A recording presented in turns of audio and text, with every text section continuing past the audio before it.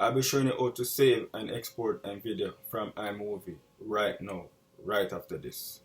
JFS Premier TV with the best video results. Please like, subscribe and share. Hi, welcome back again guys. I'm Jay. If you're new, please subscribe and smash that like button and let us jump into this video right away. So I'm in the iMovie right now. So what you want to do is go to your top right hand corner of your screen, click that up right arrow,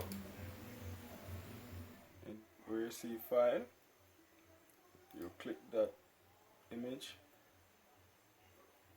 and then you put your title right here, description, your video in 1080p, and then click next.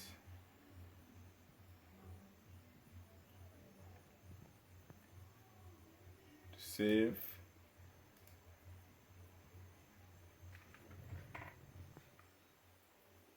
And you see that round circle there? This is showing that it's downloading. So I'm going ahead and click at that. As you can see, it's full in the gap. And if you click X, that for stopping it. So I'm going to click X.